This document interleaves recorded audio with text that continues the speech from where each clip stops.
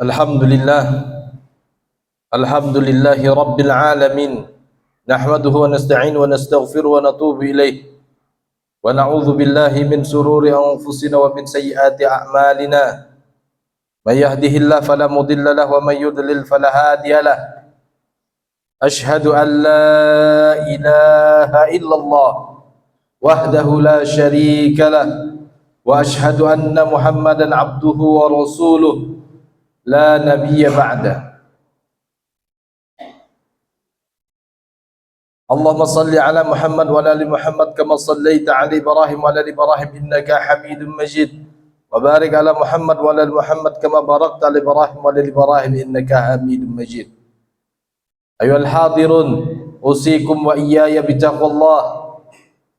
Qala Allah Ta'ala fil Qur'anil Karim, a'udzu billahi minasy syaithanir rajim. Ya ayyuhalladzina amanu taqullaha haqqa tuqatih wa la tamutunna illa wa antum muslimun. Wa qala nabiyyuna sallallahu alaihi wasallam, ittaqullaha haitsuma kunta wa adbi'is sayyi'atil hasanata tamhuha wa khaliqin nas bi khuluqin hasanin. Wa ba'd, fa inna asdaqal hadithi kitabullah wa khairal hadi hadi Muhammad sallallahu alaihi wasallam wa syarrul umuri muhdatsatuha wa kullu muhdatsatin bid'ah. Hadirin jamaah Jumat yang dimuliakan Allah. Pertama-tama mari kita bersyukur kepada Allah Subhanahu wa taala atas nikmat yang Allah berikan kepada kita. Di antara nikmat-nikmat yang luar biasa tersebut, selain nikmat sehat, nikmat waktu luang, ada nikmat yang Allah berikan kepada kita, dan ini adalah nikmat yang paling besar, yaitu nikmat iman. Allah Subhanahu wa taala berfirman di dalam Al-Qur'an, "Huwallazi arsala rasulahu bil huda wa dinil haqq liyudhhirahu 'alad dini kullih walau karihal musyrikun." Nikmat yang paling besar yang Allah berikan kepada kita adalah nikmat iman, nikmat agama yang benar ini. Tidak seluruh manusia diberikan nikmat ini, hadirin yang dimuliakan Allah. Hanya orang-orang tanda kutip pilihan sajalah yang diberikan nikmat iman, yang diberikan nikmat beragamakan dengan agama yang benar. Dan Allah mengingatkan, famadza ba'dal haqq illa dhalal. Apalagi setelah kebenaran kalau bukan dhalal, kesesatan. Maka oleh karena itu hadirin yang dimuliakan Allah, pantas kita bersyukur kepada Allah dengan melantunkan ribuan rasa syukur atas nikmat yang Allah berikan kepada kita, yaitu nikmatul iman, nikmat beragamakan dengan agama yang lurus. Salawat dan salam semoga tercurahkan kepada baginda Muhammad sallallahu alaihi wasallam. Beliau hadirin yang dimuliakan Allah, qada hayatahu, dia habiskan usianya untuk memperjuangkan agama ini, untuk mendakwahkan agama ini, sehingga alhamdulillah jutaan miliaran manusia hari ini beragamakan dengan agama yang benar ini. Hadirin yang dimuliakan Allah, ittaqullah. Khatib berwasiat dengan wasiat yang telah diwasiatkan Nabi sallallahu alaihi wasallam, ittaqullah, bertakwalah kepada Allah haitsuma kunta, di mana saja engkau berada. Dan kemudian kata Rasulullah, wa adbi'is sayyi'atal hasanata tamhuha, sertailah kekhilapan kalian dengan kebaikan, niscaya kebaikan itu mampu menghapuskan kekhilafan kalian.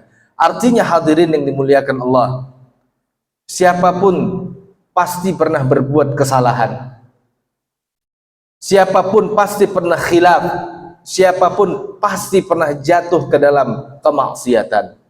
Makanya oleh Rasulullah sallallahu alaihi wasallam diingatkan, wa adbi'i sayyi'atal hasanata tamhuha, kesalahan kemaksiatan yang pernah kita buat mungkin setahun yang lalu atau mungkin berpuluh tahun yang lalu, hari ini sertakan kesalahan itu dengan kebaikan.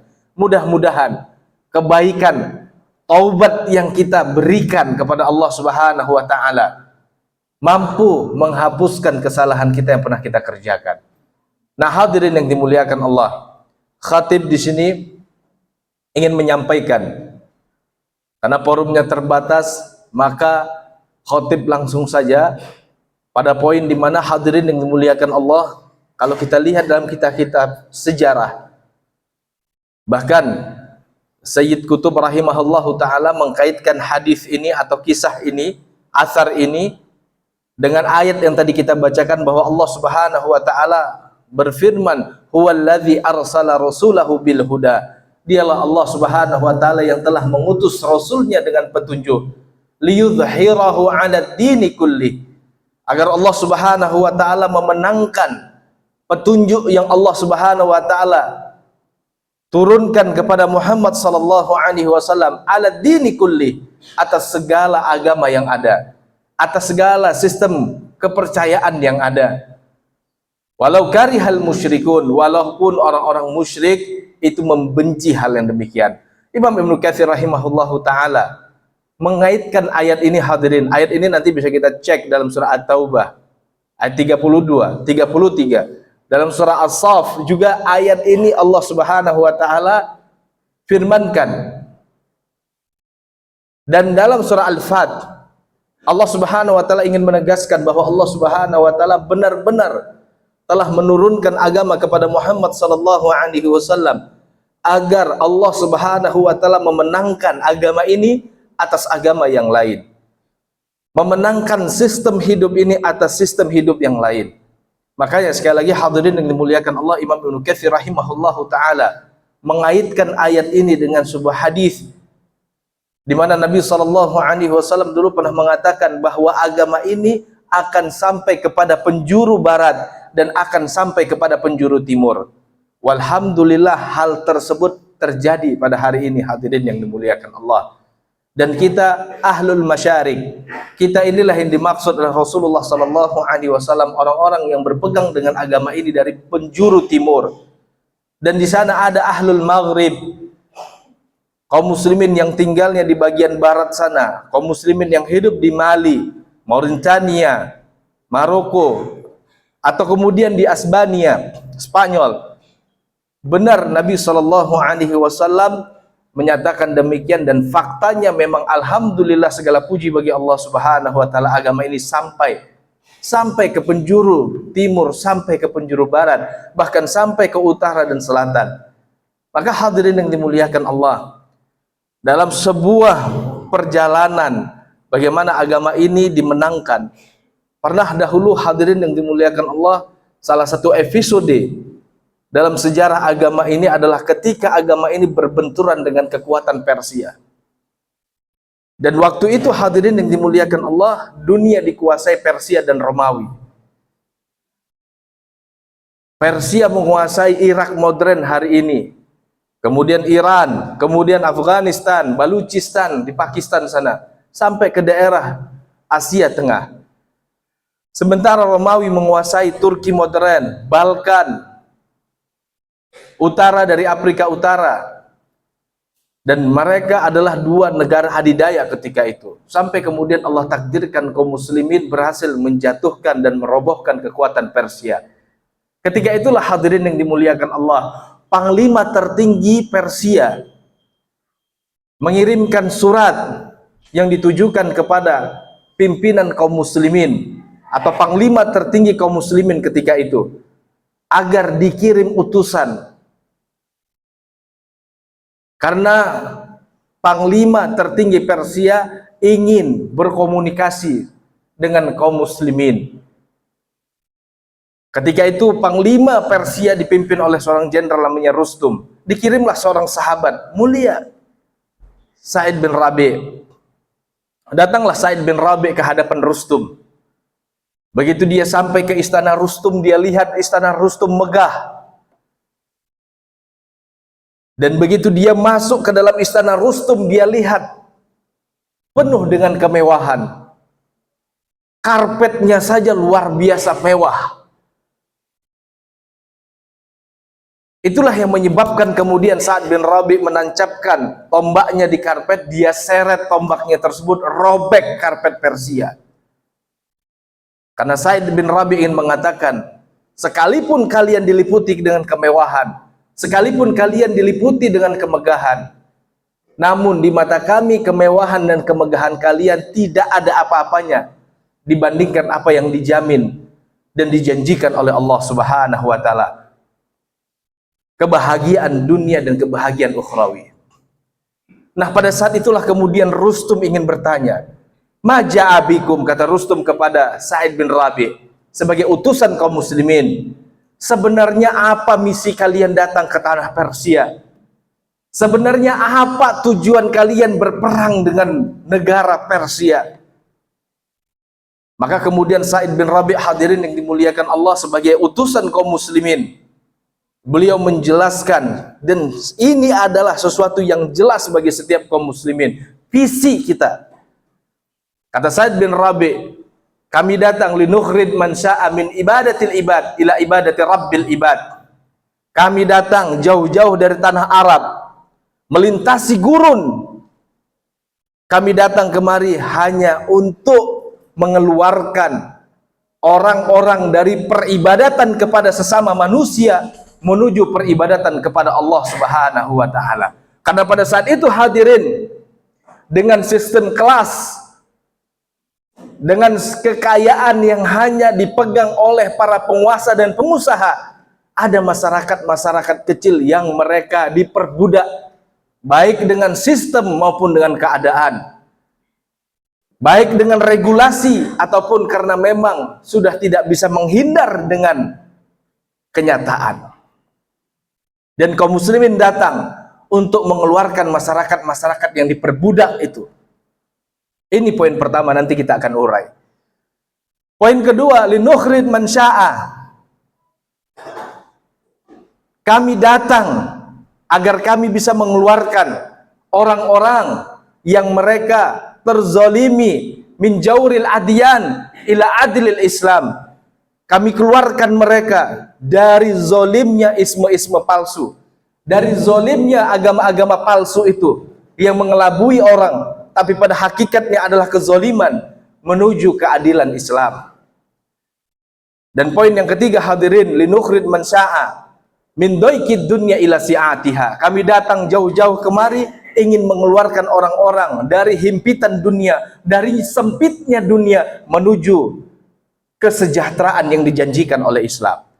Maka 3 poin ini hadirin yang dimuliakan Allah adalah 3 poin penting sebagai ciri khas kaum muslimin, sebagai indikator kalau kaum muslimin itu sesuai dengan visi ajaran yang dibawa oleh Nabi Shallallahu Alaihi Wasallam dan para nabi dan rasul. Bahwa tidak ada satu nabi pun kecuali hadirin yang dimuliakan Allah, visi dakwahnya adalah dakwah tauhid, mendakwahkan agar manusia mentauhidkan Allah. Dan di antara bentuk kezoliman yang paling parah, di antara bentuk kesyirikan yang paling parah adalah ketika memaksa manusia tunduk taat kepada manusia yang lain, dengan diciptakannya aturan-aturan yang memaksa mereka untuk menghalalkan apa saja yang Allah haramkan dan mengharamkan apa saja yang Allah halalkan. Maka hadirin yang dimuliakan Allah, ingat Allah Subhanahu wa taala berfirman dalam surah An-Nahl surat 16 ayat 36, "Walaqad ba'atsna fi kulli ummatir rasula an i'budullaha wajtanibut taghut." Dan sungguh kami telah utus pada tiap-tiap umat rasul yang mendakwahkan, sembahlah Allah saja dan jauhilah taghut. Ma huwa taghut? Apa taghut itu? Taghut itu adalah tuhan-tuhan palsu yang disembah selain Allah. Mereka adalah orang-orang yang merasa berhak untuk menghalalkan dan mengharamkan sesuatu, sehingga mereka menghalalkan apa yang Allah haramkan dan mengharamkan apa yang Allah halalkan. Itulah sebabnya hadirin yang dimuliakan Allah, ketika Allah Subhanahu wa taala menghardik orang-orang Yahudi dan Nasrani dalam surah At-Taubah ayat 31, ketika Allah mengatakan, "Ittakhadhu ahbarahum wa ruhbanahum arbabam min dunillah." Orang-orang Yahudi telah mengambil alim ulamanya sebagai Tuhan selain Allah. Orang-orang Yahudi telah mengambil alim ulamanya sebagai Tuhan selain Allah. Orang-orang Nasrani telah mengambil ar-ruhban, rahib-rahibnya, ahli-ahli ibadahnya, Tuhan selain Allah. Mereka jadikan ulama mereka Tuhan selain Allah. Mereka jadikan ahli ibadah mereka Tuhan selain Allah. wal Masih bin Maryam, begitu juga mereka Nasrani telah menjadikan Isa putra Maryam sebagai Tuhan yang disembah selain Allah. Wa ma umiru illa liya'budu ilaha wahida, padahal mereka tidak diperintahkan kecuali agar mentauhidkan, menyembah Tuhan yang satu, mengesahkan Tuhan yang satu. Sampai kemudian di akhir ayat Allah Subhanahu wa taala mengatakan subhanallah amma yusyrikun, maha suci Allah dari apa yang mereka persekutukan. Sehingga hadirin yang dimuliakan Allah, ulama-ulama Syafi'iyah khususnya dan beberapa ulama-ulama mazhab lain berdasarkan ayat ini mengatakan bahwa ahlul kitab jatuh dalam posisi musyrik berdasarkan ayat ini. Karena ahlul kitab mereka telah menjadikan ulama mereka Tuhan selain Allah. Ketika ayat ini dibacakan hadirin, ada seorang sahabat Adi bin Hatim. Dia baru masuk Islam. Dia katakan kepada Rasulullah, ya Rasulullah kuntu tanassara. Ya Rasulullah, saya kan dulu Nasrani. Dulu kami tidak pernah menyembah rahib-rahib kami. Artinya hadirin, Adi bin Hatim mengatakan bahwa kami dulu nggak pernah sujud rukuk kepada rahib-rahib kami. Kata Rasulullah sallallahu alaihi wasallam menjelaskan kepada Adi bin Hatim. Rasulullah mengatakan, "Alaisu idza ahallu al-harama fatuhallilunahu?" Bukankah rahib-rahib kalian itu ketika menghalalkan apa yang Allah haramkan, kalian pun mengikuti sehingga kalian menghalalkan apa yang Allah haramkan? Idza harramu al-halala fatuharrimunahu, kalau mereka mengharamkan yang halal kalian ikuti, kalau mereka menghalalkan yang haram pun kalian ikuti.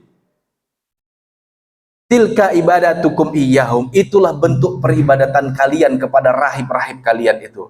Begitu juga bentuk peribadatan orang-orang Yahudi kepada alim ulama mereka. Maka dari sini hadirin yang dimuliakan Allah, gak ada yang boleh menghalalkan dan mengharamkan kecuali Allah Subhanahu wa ta'ala. Dan tidak ada yang boleh buat regulasi yang menyengsarakan orang, sehingga dengan regulasi itu dia dapat keuntungan besar. Dan ini pernah terjadi pada masa-masa diktator-diktator silam, hadirin yang dimuliakan Allah.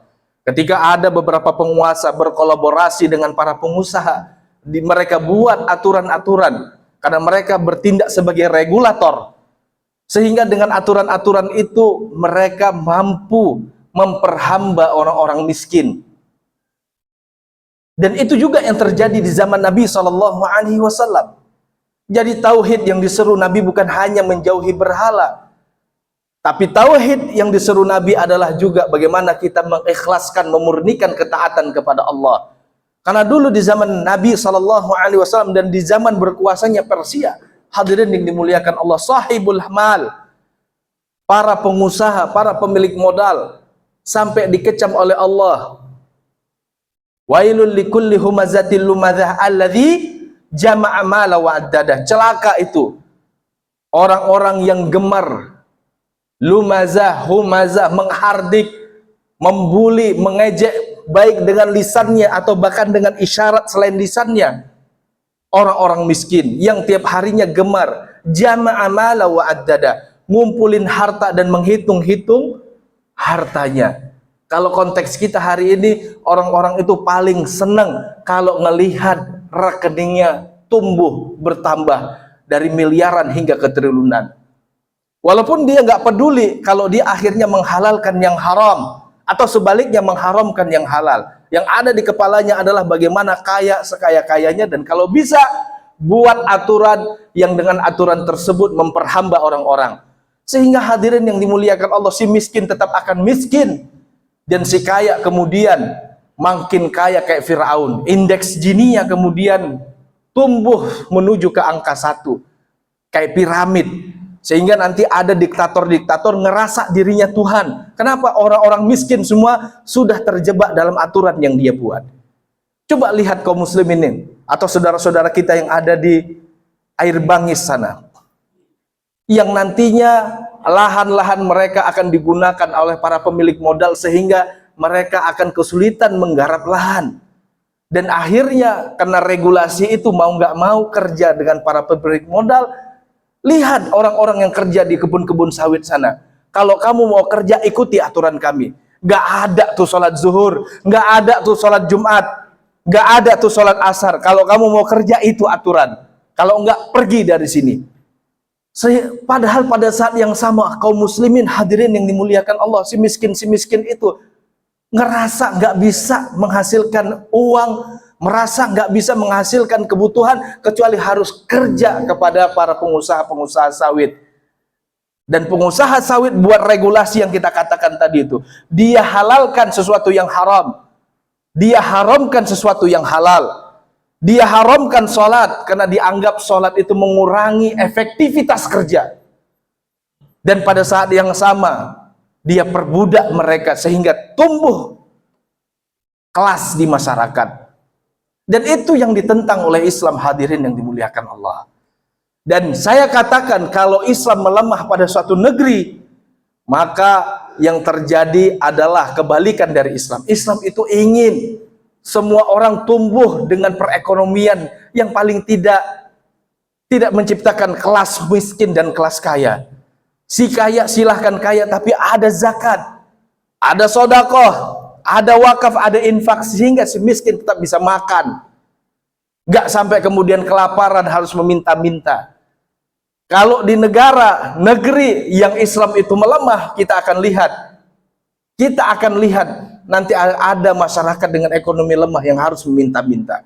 Jangan bilang kalau di Amerika sana penuh dengan kesejahteraan. Silahkan berangkat ke Amerika atau lihat saja fakta yang ada di Amerika, bagaimana jutaan masyarakat Amerika dalam kondisi homeless, gelandang, boro-boro mau makan, mau pipis aja nggak punya bayar, nggak mampu bayar pipis. Sehingga kalau New York di malam hari penuh tuh dengan kotoran manusia. Karena memang desain negara kapitalis kayak begitu, hadirin. Dan Islam datang itu untuk mengeluarkan orang-orang yang tadinya diperbudak oleh manusia-manusia lain menuju perbudakan hakiki, yaitu hanya kepada Allah saja. Karena sejatinya kita diciptakan oleh Allah dengan kemuliaan, maka tidak ada satu makhluk di dunia ini yang berhak memperbudak anak Adam yang lain. Itu poin penting, visi dari Islam. Dan ingat, Islam ini Allah akan menangkan. Sekalipun di masa kita adalah masa terpuruknya, catat hadirin yang dimuliakan Allah, tidak pernah ada satu generasi Islam yang mengalami kondisi sebagaimana kondisi kita hari ini. Terpuruk rata di mana saja. Islam itu murah hari ini. Lihat di India sana. Baru saja kemarin. Dan sekarang tuh kita bisa akses sebenarnya. Tapi siapa yang mau tahu dengan penderitaan kaum muslimin di India? Masjid ratusan tahun sudah berdiri, sekarang dirobohkan. Toko-toko kaum muslimin digusur, dibakar. Bukan pemerintah yang menggusur, tapi masyarakat lain. Lalu kemudian sudah begitu kita masih dituduh rasis. Merasa itu kalau Islam ada di suatu negeri pasti rusuh. Wallahi demi Allah, kaum muslimin bukan kita yang rusuh, tapi kita dizolimi oleh masyarakat dunia. Rusuh apa kita di Palestina sana? Rusuh apa kita di India sana? Rusuh apa kita di Uighur sana? Hatta kondisi di Indonesia, rusuh apa kita di Ambon ketika tahun 2000 kaum muslimin dibantai. Dan pada saat yang sama, saya tanya kepada kaum muslimin yang sholat pada hari ini, pernah nggak kita memperlakukan minoritas seperti itu? Kita datangi, kita tanya, kamu muslim nggak muslim? Kita telanjangi, kita perkosa wanitanya, kita bakar tokonya. Enggak, kaum muslimin. Kalaupun terjadi 9/8 itu bukan karena kasus agama. Itu tidak di atas konteks agama. Itu konteks politik Indonesia. Tapi pada saat yang sama ketika kita menjadi minoritas di suatu negeri, India lagi hangat-hangatnya, apa kalian tidak melihat? Kaum muslimah baik-baik pakai jilbab, tapi kalau dia harus ngajar di SD, maka begitu sampai sekolah, jilbabnya harus dilepas. Diskriminasi yang luar biasa, hadirin. Dan dunia nggak mau tahu tuh kalau itu terkait dengan Islam. Nggak mau tahu itu. Tapi nanti kalau kemudian kita larang berdiri gereja, dunia teriak. Wow, itu tuh Islam tuh kayak gitu tuh. Dan pada saat yang sama ketika masjid kita dirobohkan, dunia tuh nggak bisa ngomong, bisu. Saya katakan tidak pernah ada satu sejarah kaum muslimin yang lebih hina dibandingkan generasi di mana kita hidup hari ini. Tapi jangan khawatir, karena Rasulullah Shallallahu Alaihi Wasallam dan Allah Subhanahu Wa Taala telah menjamin. Rasulullah mengatakan ba'da al-Islam ghariban wa sayaudu ghariban kama bada. Islam ini datang dengan keterasingan, nanti pun akan bangkit melalui keterasingan. Allah mengatakan liyudhhirahu 'ala dini kulli. Agama yang kita pegang ini akan Allah menangkan. Maka hadirin yang dimuliakan Allah, 3 visi kita ini harus kita pegang. Mengeluarkan manusia dari peribadatan kepada sesama manusia menuju peribadatan kepada Allah. Kemudian mengeluarkan manusia dari kezoliman yang ditimpakan manusia lain atas seluruh manusia menuju keadilan Islam. Makanya salah satu pondasi agama kita tuh melarang keras yang namanya kezoliman. Nggak boleh zolim, nggak boleh zolim. Allah mengatakan ini haram tu zulma fala tadzalamu. Aku telah mengharamkan kezoliman pada diriku, maka jangan kalian saling menzalimi. Yang ketiga yang ditawarkan Islam dan menjadi visi perjuangan kaum muslimin adalah mengeluarkan manusia dari himpitan dunia, dari kemiskinan yang parah menuju keadilan Islam. Bukan Islam melarang kaya, silahkan kaya, tapi mana zakatmu? Tunaikan kepada orang-orang miskin sehingga orang miskin bisa makan, bisa sekolahkan anak, dan dia punya kesempatan untuk menjadi orang yang juga memiliki uang dan harta. Silahkan kaya, nggak ada masalah. Makanya agama kita disebut dengan agama al-ma'un, karena agama kita mencela orang-orang sholat kalau dia hanya sibuk dengan kesolehan pribadi, kalau dia hanya merasa dengan sholatnya dia udah beruntung di dunia dan di akhirat. Dia nggak mau tahu tuh orang miskin, dia nggak mau tahu tuh anak yatim, dicela oleh Allah Subhanahu wa Ta'ala. Wailul lil musallin alladzina hum an salatihim sahun alladzina yura'un wa yamna'un al ma'un. Celaka benar tuh orang-orang yang salat. Dengan salatnya, dengan kesolihannya, dia lalai, dia lupa bahwa kewajiban sebagai seorang muslim bukan hanya salat. Bukan apalagi kalau salatnya itu ingin dilihat orang. Muslim yang benar adalah muslim yang berpihak kepada kaum lemah. Muslim yang benar adalah muslim yang berpihak kepada kaum du'afa, bukan kemudian menjadi kaki tangan dari oligarki yang menginsarakan manusia, bukannya menjadi kaki tangan dari sebuah kekuasaan yang ingin memperbudak manusia lain. Wa na'udzubillah min dzalik. Mudah-mudahan hadirin yang dimuliakan Allah, kita diberikan keselamatan dunia dan akhirat, kita dijauhkan dari sifat-sifat bengis yang menzalimi sesama manusia dan anak Adam. Kita diberikan sifat rahmat, saling mengasihi sesama manusia, sehingga kita nanti dipilih masuk ke dalam surga Allah. Amin amin ya rabbal alamin. Barakallahu li wa lakum fil Qur'anil karim wa nafa'ani wa iyyakum minal ayati wa dzikril hakim fastaghfiruhu innahu wal ghafurur rahim.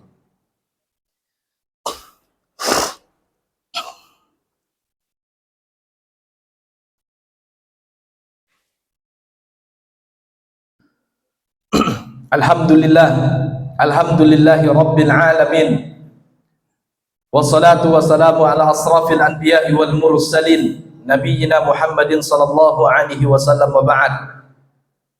Ashhadu an la ilaha illallah wa ashhadu anna Muhammadan abduhu wa rasuluh. Allahumma salli ala Muhammad wa ala ali Muhammad kama sallaita ala Ibrahim wa ala ali Ibrahim innaka Hamidum Majid. Wa barik ala Muhammad wa ala Muhammad kama barakta ala Ibrahim wa ala Ibrahim innaka Hamidum Majid. Hadirin, dalam khutbah kedua ini khatib sekali lagi berwasiat kepada diri pribadi agar bertakwa kepada Allah. Berwasiat kepada diri pribadi dan kepada hadirin yang hadir menunaikan salat Jumat berjamaah ini, yang pertama agar bertakwa kepada Allah. Dan mari hadirin yang dimuliakan Allah, kita menghindari kezaliman. Karena sejatinya visi dari agama kita ini adalah menegakkan raja keadilan. Silahkan nanti baca dalam berbagai macam ayat di berbagai surat bagaimana Allah Subhanahu wa Ta'ala menjunjung tinggi yang namanya keadilan. Selanjutnya hadirin yang dimuliakan Allah, dalam khutbah kedua ini khatib juga berwasiat bahwa Rasulullah sallallahu alaihi wasallam pernah mengatakan, bu'ithu ana wa sa'aka hadaini. Jarak antara aku diutus dengan kiamat seperti dua jemari ini. Ini menunjukkan betapa dekatnya jarak antara Rasulullah diutus dengan kiamat. Walaupun Rasulullah tidak pernah menceritakan berapa ribu tahun setelah Rasulullah diutus baru terjadi kiamat. Dan gak ada yang tahu. Tapi yang pasti jika dibandingkan dengan usia dunia, jarak antara Rasulullah diutus dengan kiamat sudah begitu dekat. Bahkan ada ayatnya yang menerangkan, iqtarabatis sa'ah wa syaqqal qamar. Sungguh begitu dekatnya terjadi kiamat, wa syaqqal qamar, dan itu ditandai dengan terbelahnya bulan. Surah Al-Qamar ayat 1. Dan benar di zaman Nabi sallallahu alaihi wasallam pernah terbelah bulan. Ini adalah keyakinan kaum muslimin, keyakinan ahlu sunnah wal jamaah, bahwa insyiqaqul qamar, terbelahnya bulan, pernah terjadi di zaman Nabi. Lalu apa kaitannya dengan apa yang kita sampaikan dalam khutbah kedua? Hadirin, Rasulullah sallallahu alaihi wasallam menceritakan dalam banyak hadisnya apa nanti yang akan dihadapi oleh umat Muhammad sallallahu alaihi wasallam di kurun waktu yang disebut dengan akhiruz zaman. Paling enggak, kata Dr. Said Al-Wakil ketika beliau membuat tesisnya, beliau mengatakan nanti kita akan mengalami yang disebut dengan, kalau kita terjemahkan ke dalam bahasa Indonesia, fenomena sosial dan fenomena alam. Fenomena alam, hadirin yang dimuliakan Allah, nanti sebagaimana kata Nabi sallallahu alaihi wasallam, tidak akan terjadi kiamat kecuali gempa akan meningkat frekuensinya. Dan sudah mulai kita rasakan makin kemari yang namanya gempa biasa. Dan nanti akan ada fenomena alam yang lain, seperti danau Tiberias mengering. Itu sebagaimana yang disampaikan Nabi sallallahu alaihi wasallam. Dan yang mengerikan adalah fenomena sosial. Itu yang terkait dengan kita. Misalnya hadirin, Rasulullah sallallahu alaihi wasallam mengatakan nanti akan terjadi peperangan di Irak, atau sabda Nabi sallallahu alaihi wasallam, satakunu junudun mujannadah, junudun bil Irak, junudun bil Yaman, junudun bil Syam. Akan ada konsentrasi pasukan dalam jumlah yang besar, yaitu di Irak, di Yaman, dan di Syam. Hari ini udah kita rasakan bagaimana di Irak sampai hari ini, sejak invasi Amerika, tidak pernah merasakan kedamaian yang hakiki. Perang terus. Yaman sampai hari ini kita nggak tahu siapa presiden sesungguhnya. Milisi ada di mana-mana. Di Syam, Suriah, Palestina begitu juga. Dan ingat hadirin, sejak peperangan tersebut Rasulullah Shallallahu Alaihi Wasallam mengabarkan kondisi sosial dunia bahwa akan terbagi, akan menyebar yang namanya haraj. Ketika ditanya kepada Rasulullah apa itu haraj? Haraj itu al-qatlu, pembunuhan dan peperangan. Artinya sejak terjadi peperangan di Irak, di Yaman, di Syam, dunia ini tidak dalam sedang baik-baik saja. Peperangan akan meningkat frekuensinya. Kemarin kita lihat 1 tahun Ukraina dengan Rusia nggak kelar-kelar. Sebentar lagi akan menjalar ke tanah-tanah Afrika. Atau boleh juga akan menjalar ke Laut Cina Selatan. Pertanyaannya sebagai kaum muslimin, apa yang harus kita persiapkan? Maka kaitannya adalah kaum muslimin. Ingat, visi perjuangan kita 3. Bagaimana mentauhidkan manusia yang tadinya terjadi penghambaan kepada sesama manusia, kita harus perjuangkan bagaimana manusia itu hanya menghambakan diri kepada Allah. Yang kedua, bagaimanapun yang namanya keadilan, visi dari setiap nabi dan rasul. Silahkan baca nanti dalam surah Al-Hadid ayat 25. Liyuqiman nasu bil qisti. Jadi Allah utus para nabi, Allah utus para rasul itu agar menegakkan raja keadilan. Dan ini adalah prinsip paling fundamental dalam agama kita. Keadilan. Sehingga Ali menjadi khalifah. Ketika barangnya dicuri oleh Yahudi, Ali tahu itu tameng-tameng dia. Sebagaimana kita tahu kalau kita punya tas itu tas kita. Khas sekali.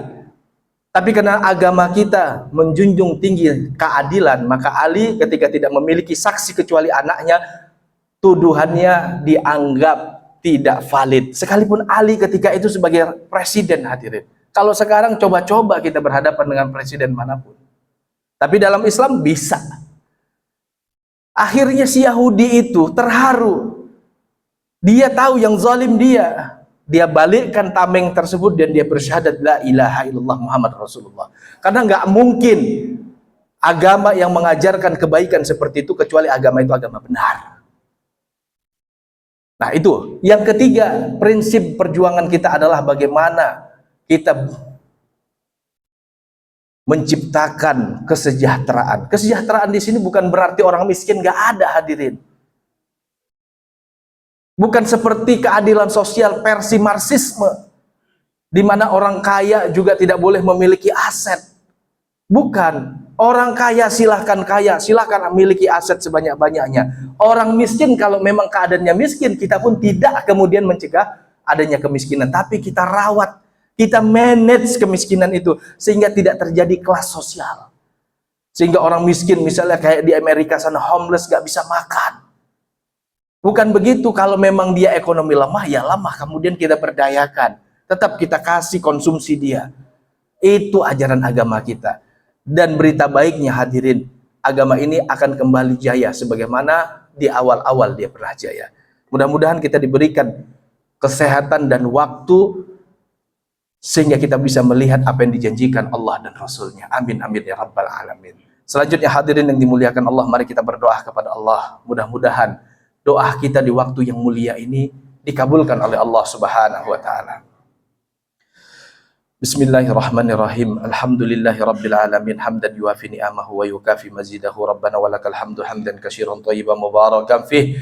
Allahumma ighfir lil muslimina wal muslimat wal mu'minina wal mu'minat al ahya'a minhum wal amwat ya qadiyal hajat. Ya Allah, ampunilah ya Allah kaum muslimin ya Allah, baik kaum muslimin laki-laki maupun kaum muslimin wanita ya Allah. Ampunilah ya Allah ibu-ibu kami ya Allah, ayah-ayah kami ya Allah, ustadz-ustadz kami, masyayikh kami ya Allah, kerabat-kerabat kami ya Allah. Ampuni mereka semua ya Allah, dan rahmati kasihi mereka ya Allah. Rabbana ighfir lana wa li ikhwanana alladhina sabaquna bil iman wa la taj'al fi qulubina ghillan lil ladzina amanu innaka antal ghafurur rahim. Ya Allah, ampuni ya Allah kaum muslimin yang telah mendahului kami ya Allah. Ya Allah, jangan kau jadikan di dalam hati kami ya Allah rasa dengki, rasa iri kepada sesama kaum muslimin ya Allah. Kuatkan barisan kami ya Allah. Ya Allah, jadikan kami orang-orang yang mampu berbaris dalam salat, begitu juga mampu berbaris dalam ekonomi dan politik ya Allah. Ya Allah, kuatkan barisan kami ya Allah, satukan hati dan visi kami ya Allah. Rabbana rzuq bir auladina waj'alhum salihin waj'alhum mimman yujahid fi sabilik. Ya Allah, rezekikan kami bakti anak-anak kami ya Allah. Ya Allah, jadikan anak-anak kami qurrata a'yun kami ya Allah, penyujuk mata kami ya Allah, pelipur lara kami ya Allah. Jadikan mereka generasi kami yang saleh dan salihah. Jadikan mereka generasi kami yang mendakwahkan agamamu dan memperjuangkan kalimatmu ya Allah. Rabbana ghnina bihalalikan haramika ya Allah, waqfina bihalalikan haramika ya Allah. Ya Allah, kayakan kami dengan harta halal, dengan harta yang diberkahi ya Allah. Cukupkan kami dengan harta halal tersebut, jauhkan kami dari harta haram ya Allah. Rabbana atina fid dunya hasanah wa fil akhirati hasanah wa qina adzabannar. Wa sallallahu ala nabiyyina Muhammad wa akhiru da'wana alhamdulillahi rabbil alamin. Aqimissalah.